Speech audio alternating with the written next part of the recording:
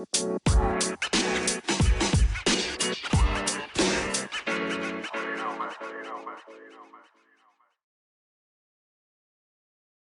everyone. Welcome back to the show.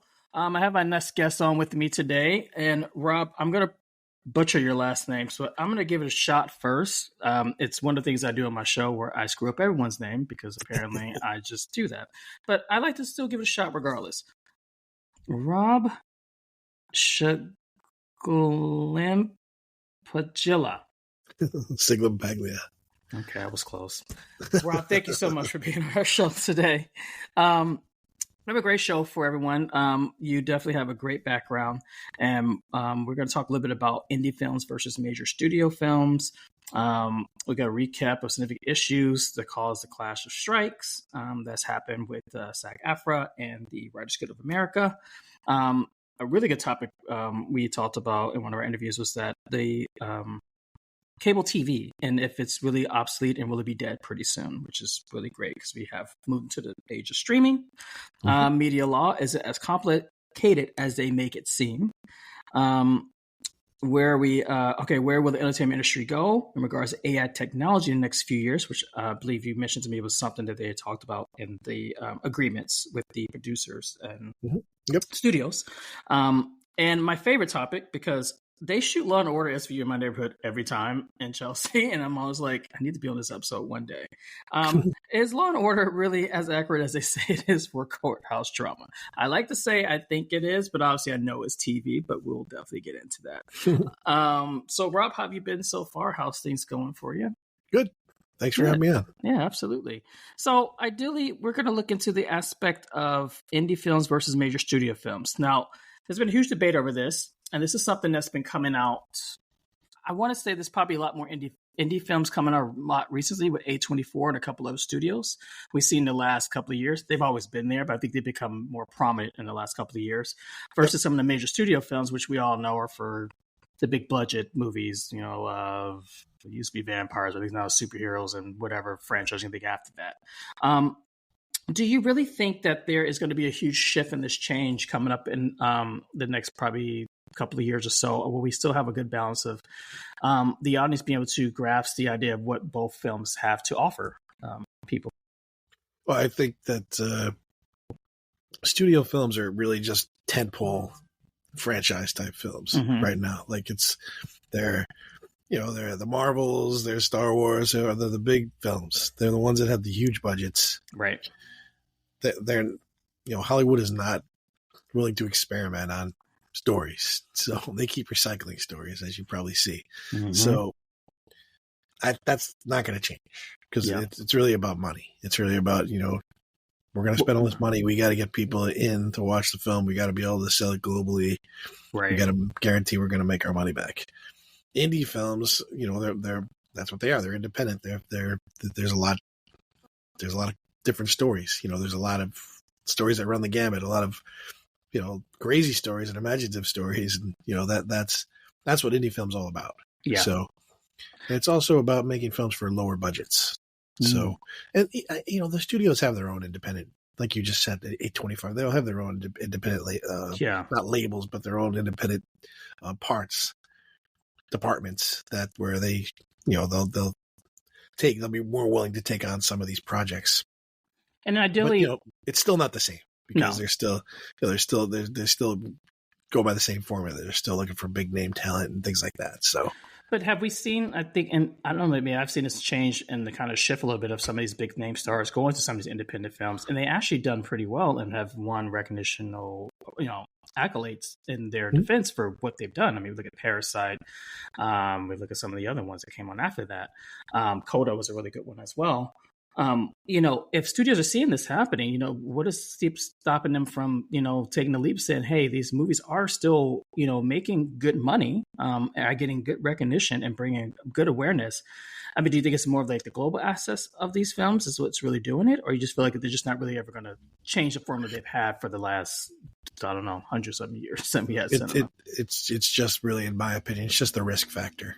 Yeah. It's just the story has not been, we never saw this story before. We don't know, even though they're going to put a name there, that doesn't really get rid of the risk. The risk is still there. So yeah, and plus it's the global part of it too. You know, like comedy traditionally doesn't do well overseas. Oh, I can imagine. There's different levels of comedy. People, our jokes are not the same. Yeah, exactly. Absolutely. So so it has to be, like if it was a sci-fi or horror, those translate better for outside the U.S. for outside domestic. So if they're going to make some, like Friday the 13th, that started out as indie, but it turned into a franchise kind of thing. Huge franchise, yeah. Same thing. So those are more willing to take a risk on those kind of films versus new stories. So, and then I just, one thing I worry about is we look into, we think of maybe 2 or 3 of the franchises out there, and I'll say Marvel because I'm a huge Marvel fan.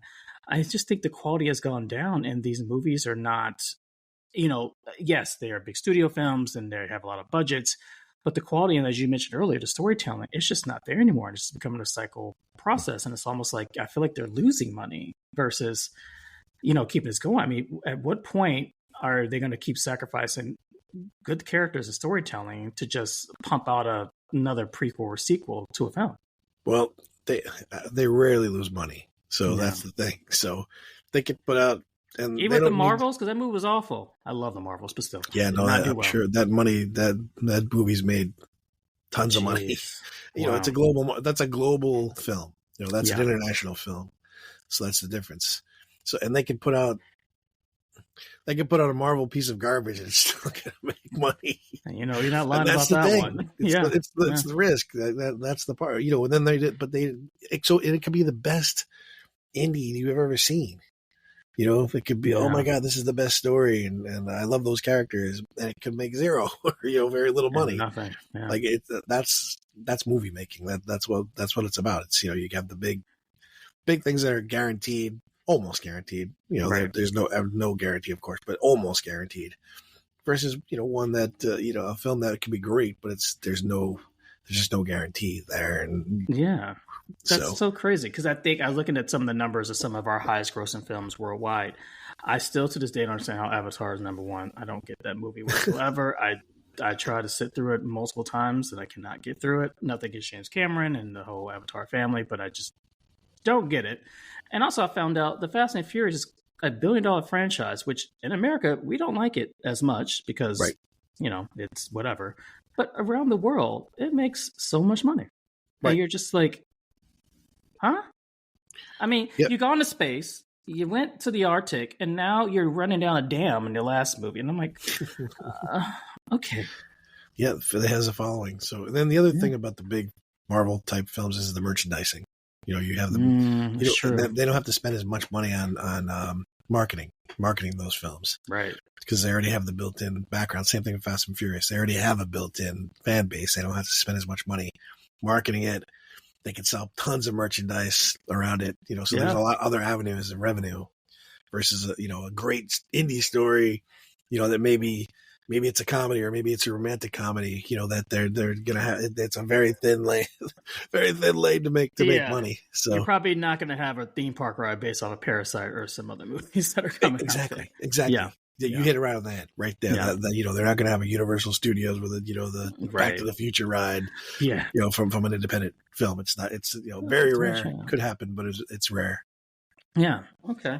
But I think it's really great that, we try to keep open minds to the idea that there are 2 of them, that are out there. I think we just recently mentioned, or we saw really happen in the war season this year with Oppenheimer and Barbie. Barbie did obviously amazing here in the States. I think globally may have been $1 billion, if I'm not mistaken. Mm-hmm. It had a huge presence. Oppenheimer the same exact way. And it's almost to the point where they were great stories. I don't think they were the best stories ever, but I do think they did have, like you mentioned, marketing budget, merchandise that was built. I don't know about Oppenheimer merchandise. I don't think they want to buy an A-bomb anytime soon. But I know, at least for Barbie, it's like kind of that built-in kind of franchise, which I learned about that a couple of weeks ago before we started, that Winnie the Pooh is one of the highest franchises out there. And there's only been a couple of movies, but because there's obviously rides and there's merchandise and kids know who Winnie the Pooh is, it just made so much money. I think over like 43. That and Pokemon. Well, that's fair for Pokemon. I mean, let's be honest, there's a Yeah, Pokemon car everywhere in Pokemon's the what, world. you know, Yeah, that's a Marvel type thing. But yeah, exactly. Winnie the Pooh were books that were way before, that existed way before the Disney films. started making films. So that's why it's got a deep history. That's so crazy. But the thing is, people can still find these films, and that's the key. Like they're out there, and now there's a lot more platforms where they can find indie films. Yeah. So like if people love movies, that they can find lots of different stories with a lot of different characters with a lot of different actors. Yeah. Known and unknown, and there's there's many places to find it. It's not just going to the theater anymore. That's true, and that gets to our next segue where we talk a little bit about the strikes, but ideally streaming, which has been pretty big in the last couple of years. I've had myself work in streaming before, and I know how the formula kind of works, and I understand the process of it because now you're getting more room to grow and more room to breathe, and there's more, as you said, opportunity to see these films and go out there. If you could just give us a brief kind of breakdown of the SAG-AFTRA Writers Guild strike, what was kind of the major things that were happening in that strike, and what were some of the outcomes that we are going to hopefully see come out of this, labor dispute that was happening? Yeah, and there was two main issues. One was streaming, because there's really a battle of streamers going on right now. You have your Disneys, you have your Paramounts, then you have your smaller places like Tubi and things like that. So the streamers, or you have your Prime, Amazon Prime. The streamers were saying that they were not making money. That they were losing money on most of the things that were being streamed. Yeah. So they didn't want to pay residuals to the actors. So that was one issue that had to get resolved. The second issue was a bigger issue, and that was artificial intelligence. Because producers were starting.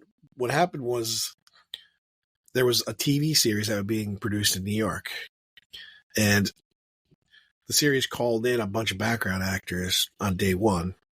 And they took a whole bunch of 360-degree. They put them in a van, took all these photos of them, 360-degree photos.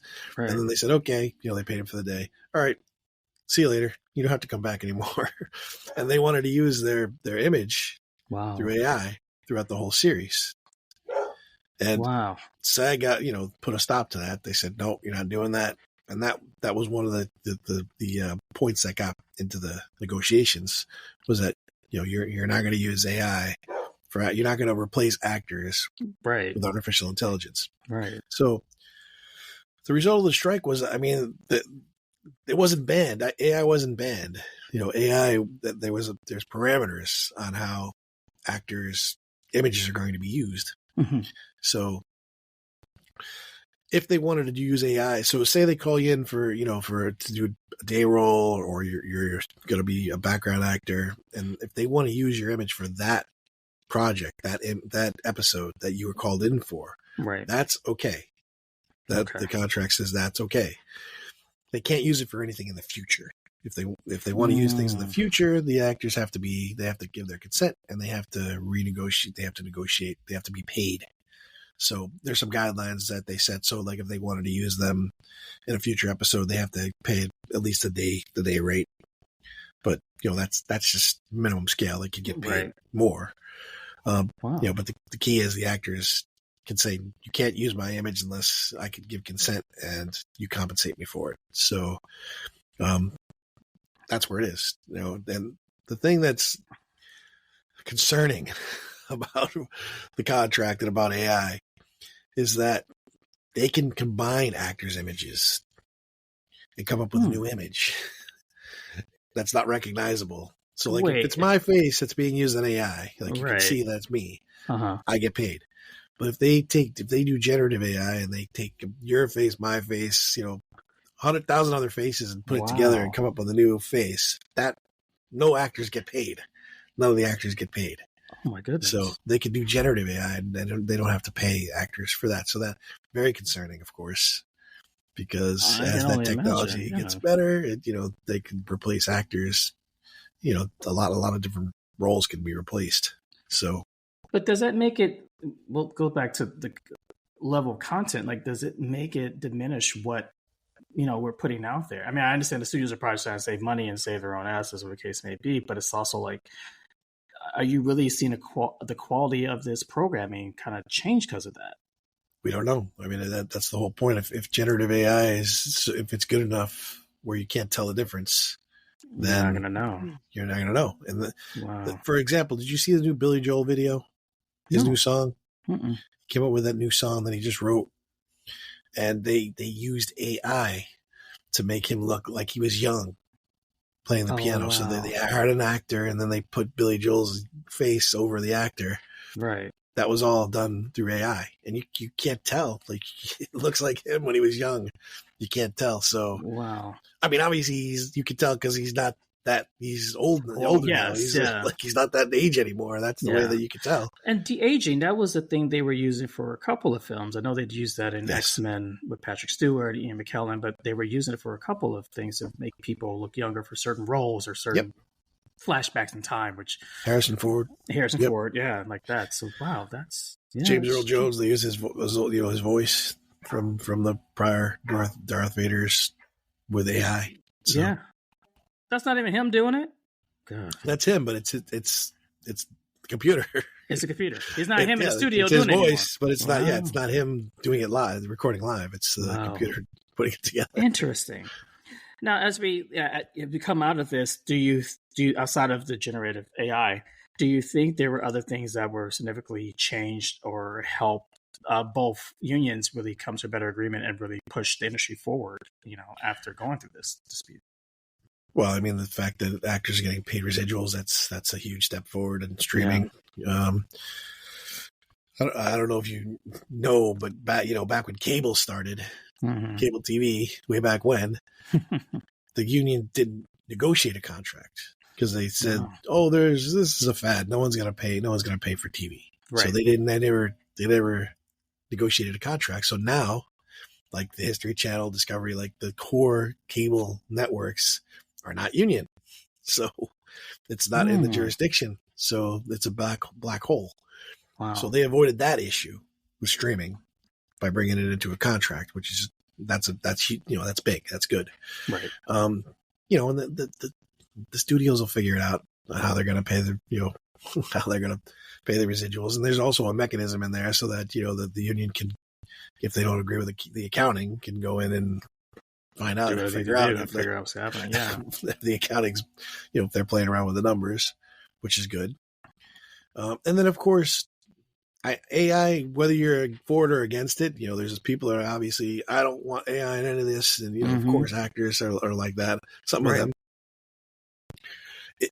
There was a compromise so that AI could be used without putting actors out of business.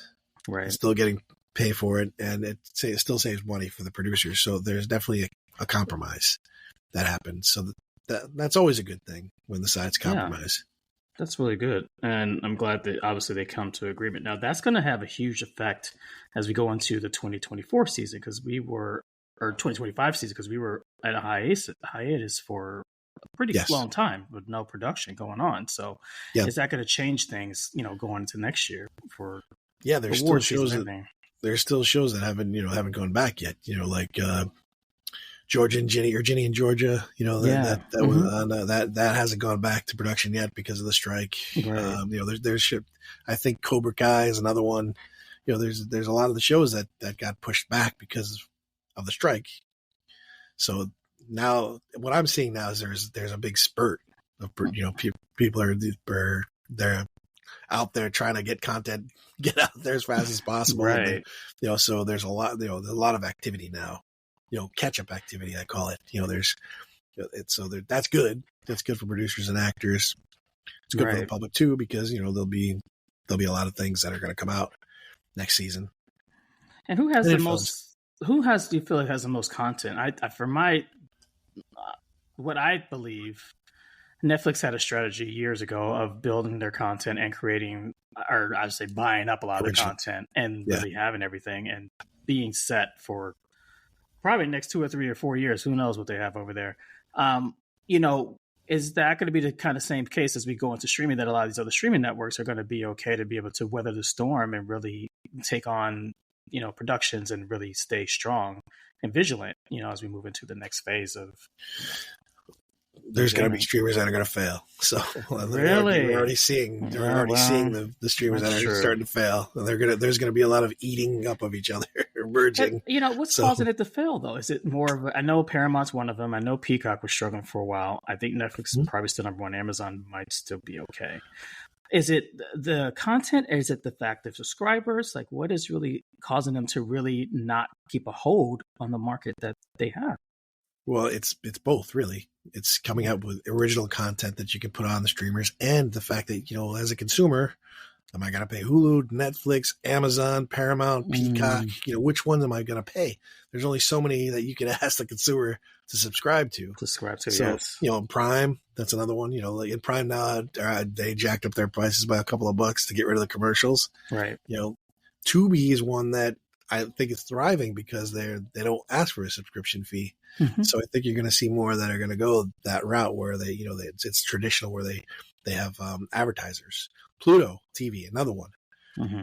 That's free. You don't have to pay. They have commercials, and so those are sponsors. Those are the sponsors that pay for the streamer to run. So it's more of a traditional TV format. But those are ones that those are thriving. Those couple of networks I just mentioned because of that. So if you're going to keep asking the consumer to go into your pocket, you better have a reason. You have some compelling reason. That's very true. Netflix was the first one when they started it, but they had they were the first one that did an original series too. Mm-hmm. Sure. What was that Kevin Spacey series? I forget House of Cards. House of Cards. That was the first one, right? Yeah. So they, so that was their model. So they were able to get subscribers just for that show, right? So that's still their model now. They're still, like George and Ginny and George, or whatever it is, Cobra Kai. Mm-hmm. They're still getting the original content that people will pay just for that, just to see they're fans of that. So they'll pay for that. But some of the other ones, that's what they're trying to stay relevant. So they make go by the wayside. You don't know. It's get crazy. Bought. Well, it's true because Hulu got bought by Disney. They did. So now it's Disney. Now you have Disney Plus and you have Hulu, which are both Disney. So that'll start happening too, I'm sure. It's starting to see kind of a conglomerate of them coming together. But speaking of like Paramount, I've thought, obviously they're in the news right now with either talks of being bought or investors coming in. And I thought, even when I used to work for them, it was more of a formula of, creating content. It had Yellowstone, and though technically due to rights, it was technically on Peacock, but then they had their own spinoff series, right? That Tyler Sheridan did. That was 1883, and then another one they had to 1932, whatever the case is. And they had an exclusive for, P Plus for subscribers to do it. But for some reason, people weren't subscribing. And I think it goes back to what I think you were saying. It was like, well, you have these kind of tier shows, or as they say, the Tyler Sheridan universe, but is it enough for someone to come back and spend $10? Right. And I noticed, from a consumer point of view, they were getting it free with certain things. So if you had Walmart Plus, you'll get Paramount Plus. Or if you had this and that, you would do this. Or they would have them, when I started traveling a lot, they had Paramount Plus on TVs or Delta. You know what I mean? So that you had a chance to watch these shows. So at the point, it was like, okay, we're giving you a taste of this, but hopefully you come in and subscribe. But to your argument earlier, I don't think there's enough to want to make anyone subscribe and stay with them, because it's not enough. That's right. Yeah, it's not enough of shows to do that. That's the key to that's the key to the streamers, to get the content that gets the subscribers to pay the money. And then basically they're not going to pay another they're not going to pay for all of them. They're not going to pay another streamer. So they're competing. The streamers are competing against each other. Wow. So and it's funny that you mentioned Paramount, because I know right now the Paramounts, they're trying to build up their original content. Mm-hmm. So that and I don't know if they're doing that because you said there's rumors of them being sold, or if they're trying to make a run for being one of the top streamers. But I know that they're looking for original content now, so you may be seeing some good things out of there soon. I won't hold my breath, but yes, I hope so. They're trying to reach the younger demographic, I think. So yeah, well, you can't have Paw Patrol for everything and every freaking kids movie in the world, which is nothing wrong with that, because I know there's a huge following for those things. Trust me, I have godkids and nieces and nephews, and they go crazy for those shows. But you got to reach everyone else as well too. So But this goes into our next topic, which I love. Will cable be obsolete and dead soon? Now, I am probably the only person in my generation, as an older millennial, that still pays for cable. And I did it for two reasons, which nowadays I'm starting to learn, and you're obviously going to educate me, and I'm going to feel like a duh. I did it for local channels because I think back in the day you couldn't get local channels on certain networks or platforms that they're out there. And for the shows that I would watch, or back in the day, it used to be HBO, Cinemax, Showtime, like all the premium cable networks that you would have, right? That you would get when you subscribe to cable. And then obviously I just watch Bravo and maybe CNN. That's really it. I honestly, sadly, Rob, I only watch like maybe 4 channels, and I pay for this every month. I don't know, and I pay like $200, and I'm like, what am I doing to myself? Now, wow. Yeah. Well, granted, my internet and my phone. I don't know why I have a house phone. No one has a freaking house phone anymore. But my internet, which is my high speed, shout out, Fios, Verizon, is the part of it. But also the cable is a part of that as well. But I'm starting to realize, I also, as we mentioned earlier, I have the other platforms too. I have Netflix. Now I have the Hulu, Disney, ESPN bundle. I have Netflix. I have Paramount Plus. I have Amazon as well. And I think I'm missing one that I might have had Stars at one point. I don't think I have it anymore. But at the end of the day, paying for this one network that I thought was the way to go, because before Showtime merged with Paramount, even though they're all the same company, it was a different form. You had to go online to watch Showtime shows. But now that it is merged with Paramount, you start to see a diminishment where it doesn't matter. Right. I looked at HBO Max or Max now, and it turns out I get it free through my phone provider, through AT&T. So it's like, I had it, but I'm like, I don't even. So all these networks I was paying for, all these packages I had, were not really being used because I had the streaming side of that. Yep. So for a dum-dum like me, for anyone in general, how is it that cable is really dying? And is it really a need to keep, and keep cable as a subsidiary and really stay with them? Or is it just going to eventually die out like the VHS did and move on to streaming? Yeah, cable is on its way out. Yeah. And it's not, the format is not out. So you're going to be able to get a whole bunch of channels in one spot, but it's going to move to streaming, like DirecTV streaming. There's a whole bunch of them, YouTube Plus, Fubo. Like there's so many of those different formats where it's a whole bunch of different channels. Right. And so you can get everything that you're watching on cable now through what you use, just all your streamers that you named. Right. Yeah. The only problem is you have to go to different streamers to get it. So eventually they're, people will just go to get a DirecTV, and it's so much better than cable. You don't need a box. You can even a lot of them TVs have the smart TVs built right into it. So you can get DirecTV on it, or you can, get it on Roku or Fire Stick or whatever. And, like DirecTV lets you put it on 25 screens at once. So no limitations. You can put it, you can put it on over here, over there, wherever you want to. I mean, 25. Who has 25 screens in their house? Your phone, your tablet, your TV, every device. Yeah. So it's that. Come on, how can cable compete with that? It's true. So, and you're right, the local channels, but some of like DirecTV has local channels. Yes. So, and then I mean, people may even be using the old-fashioned technology, which is now new with an outdoor antenna that picks up all the digital channels for free. Right. So that in combination with some kind of streamer, but eventually they're all going to go onto the streamers. They're just going to. I think what's happening right now is like Verizon and some of the other companies. They're building up their fiber optics.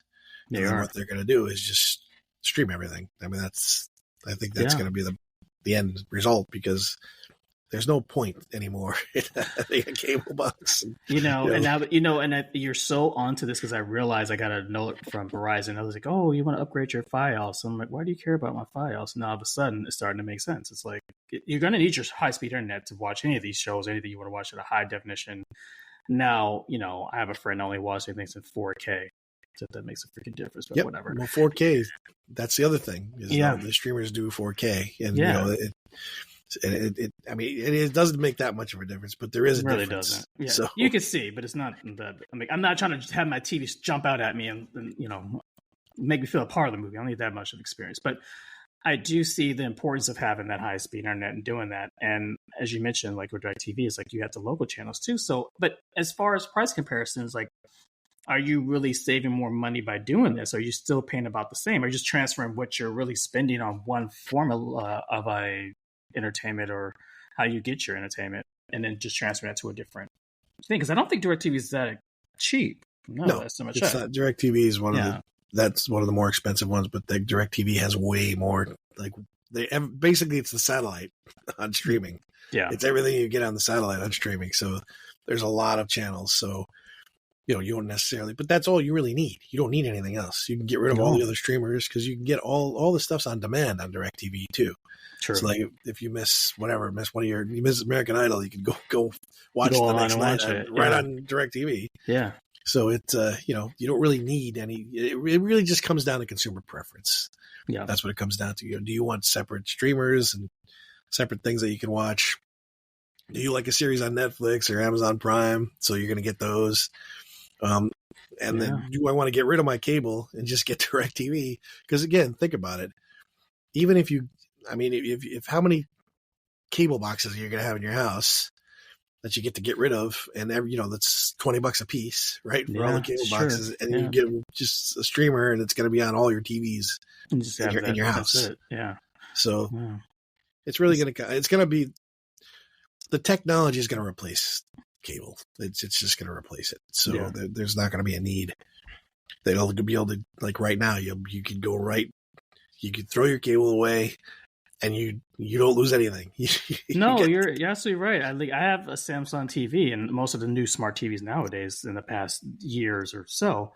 Yeah, you're right. Like I had an Apple TV box, and I keep it just because I don't know why I have it, but I do. But like now it's built into the TVs, right. So it's almost to the point where like, as long as you have a subscription to any of these services, I can probably tell you on top of my hand in the last week how many times I actually watched something. Okay, I think I maybe watched the local news and something on CNN, and maybe like an AMC or one of the older films I like to watch sometimes. Yep. But halftime, it was pretty much just going and logging onto Netflix through my TV, logging into Paramount, log it into Peacock, and going there.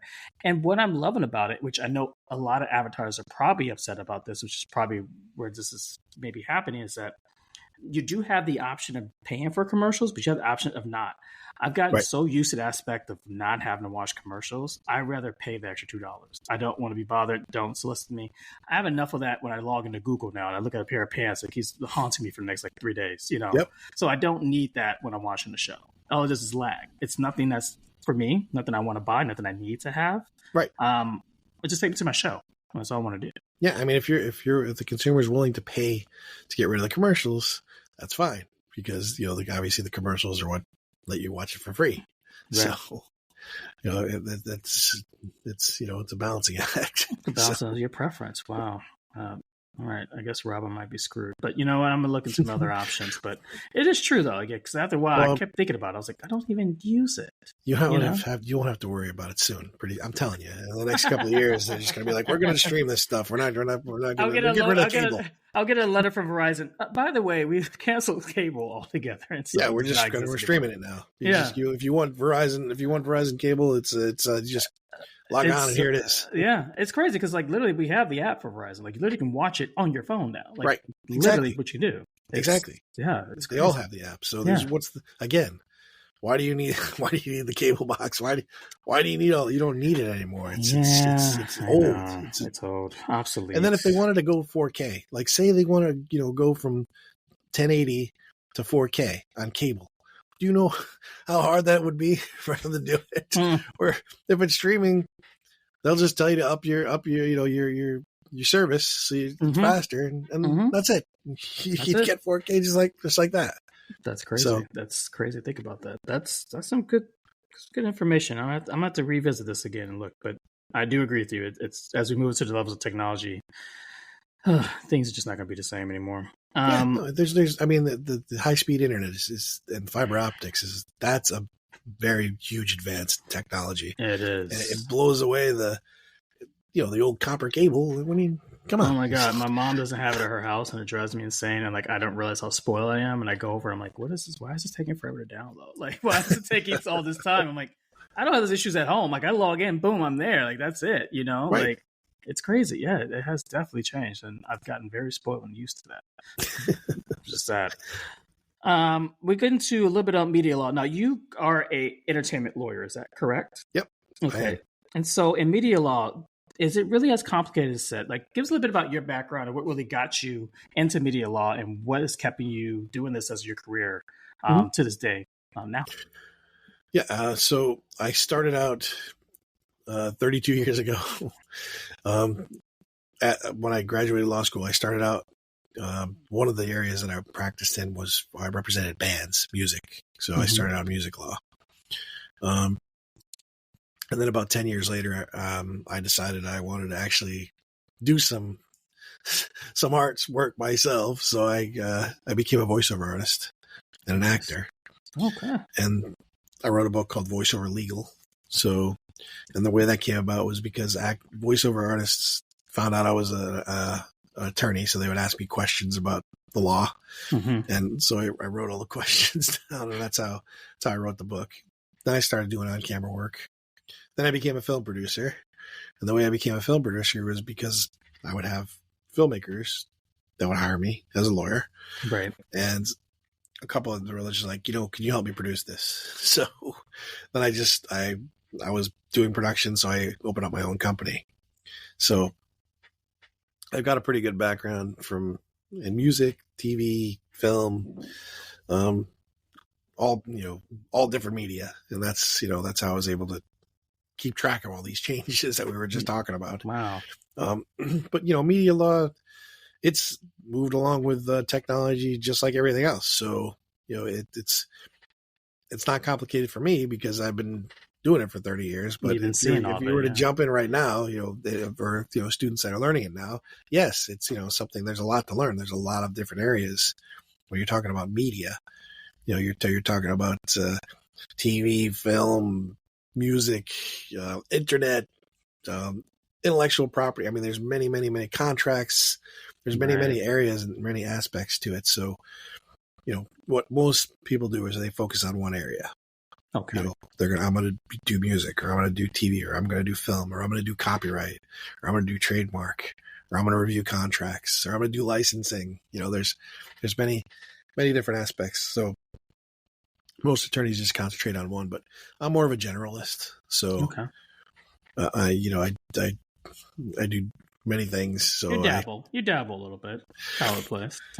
Yeah, I don't do all of those. I mean, I do the things I do well, but I can't do everything. It's impossible to do all of it really well. So. Yeah.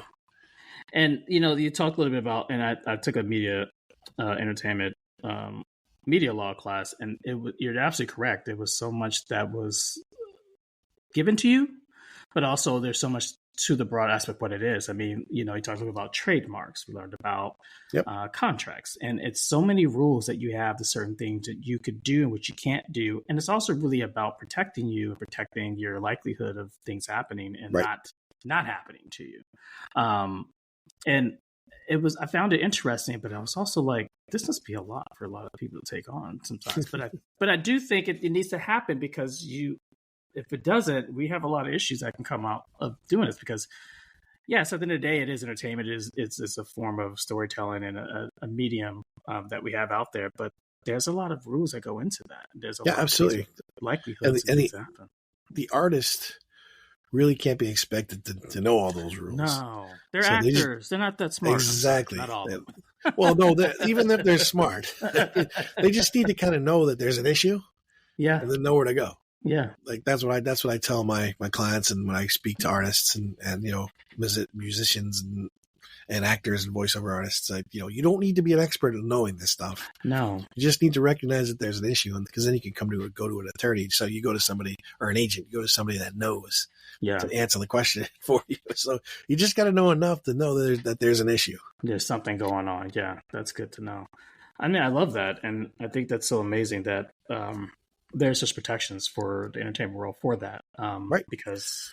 Yeah, it's very important for artists to protect themselves too, because like we were mentioning in the studios before, Warner Brothers Studios.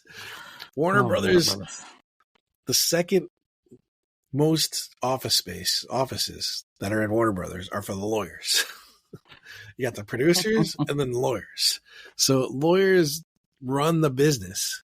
Yeah. So as an artist, you need to be able to arm yourself and protect yourself from all these, all the legal things that are going to be thrown at you. So, you have to have a good team. You have to have an agent and an attorney and an accountant that can, so you just hand it off. You don't want to deal with those things. You want to make art. You don't want to deal with, you need to know the business side, but you don't want to deal with the business side. You don't want, unless you're like, and I would think if you're like, in your case, like you've had producing credentials and people who are like the producers, like the Margaret Robbies and everyone else out there who are producers, of course they have to really know what's going on to really protect themselves, protect their brand and protect, everything that comes with that. Because when you take on big projects, as we mentioned earlier, it's a lot that goes into that. There's a lot of rules and regulations that goes into that.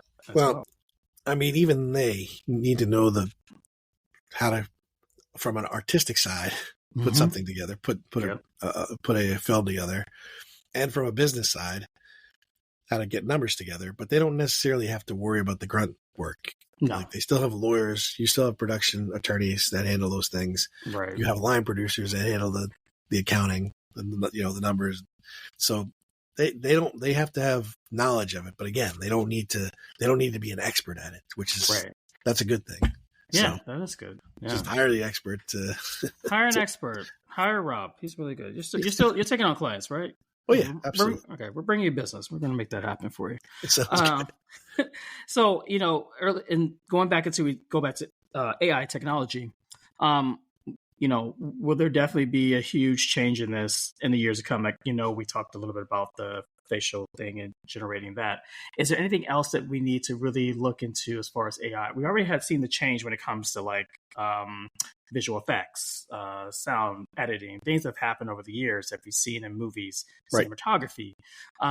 Is there anything that, people are going to not expect? because I know movies are fake, but they try to be an essence of real.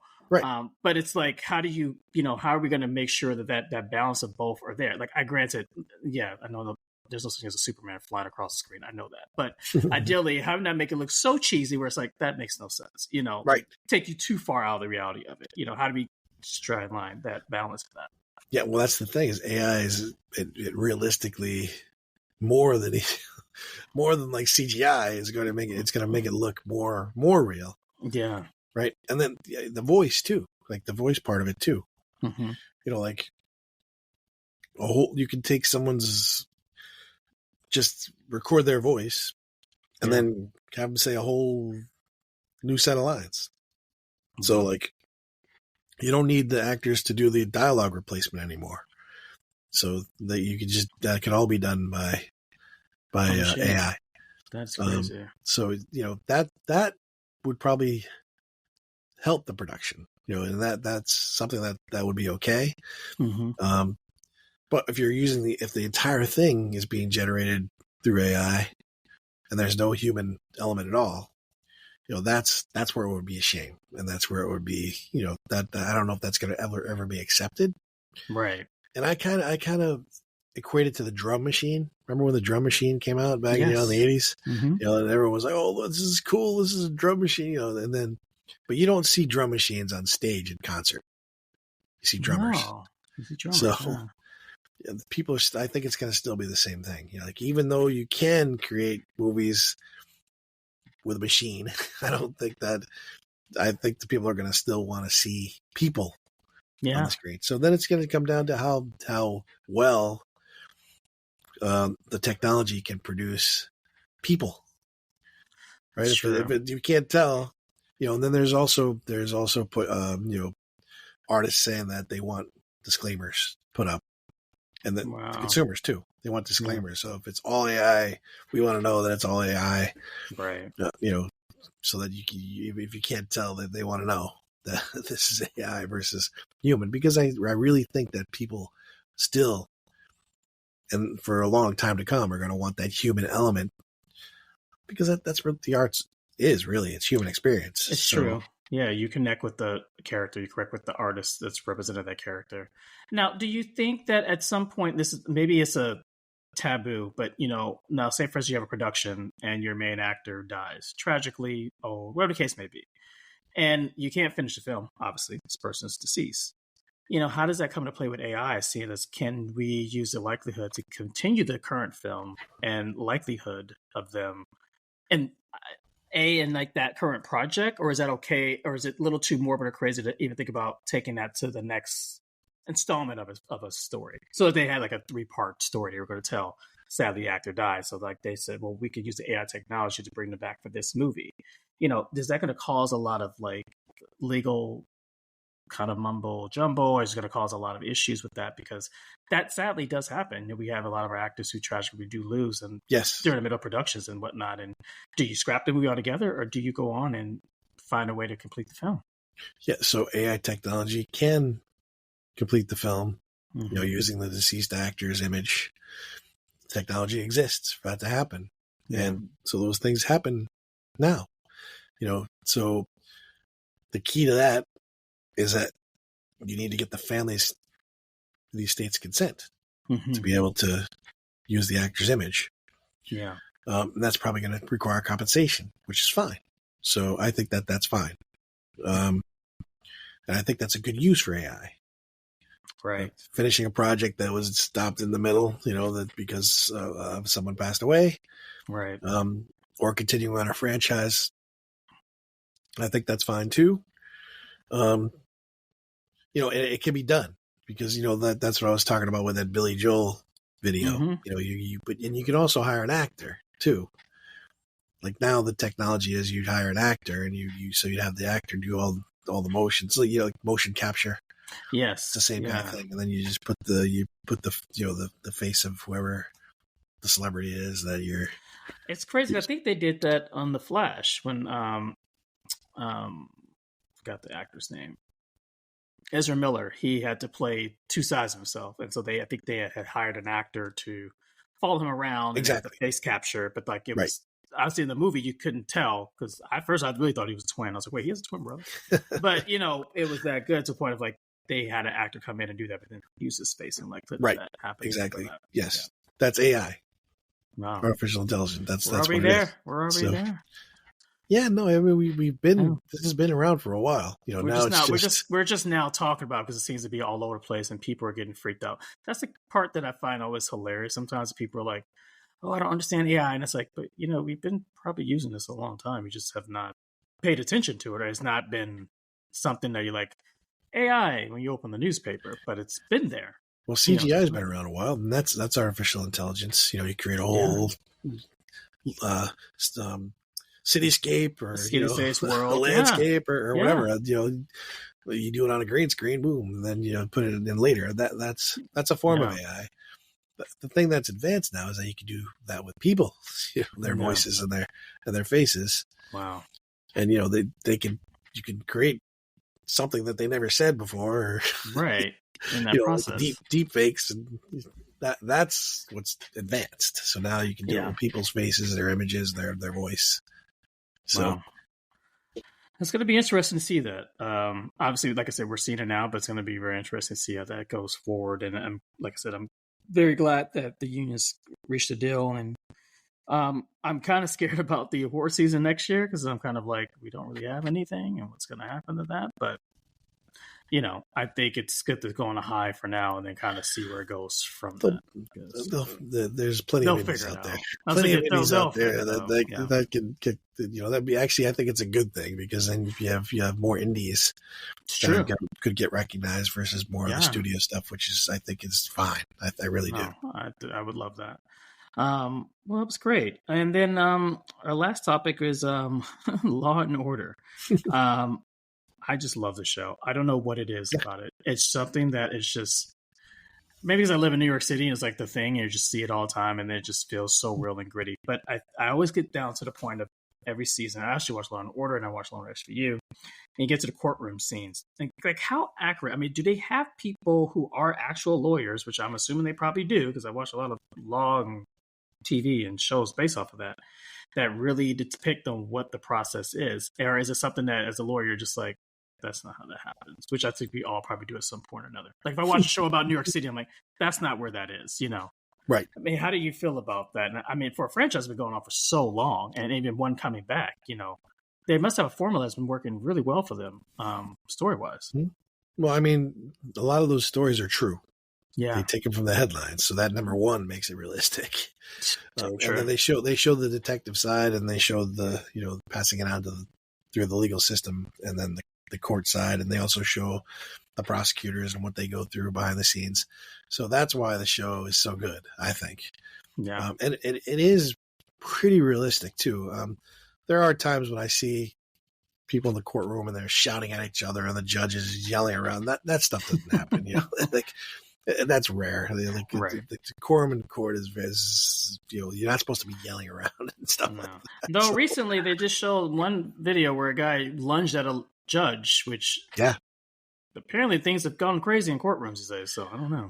That's exactly. I mean that when a defendant leaps the bench and tackles a judge like that, that doesn't happen normally. Okay, I didn't think so. I mean, it could happen, but right. They're in jail for a while when when that's happening. Yeah, but you'll see the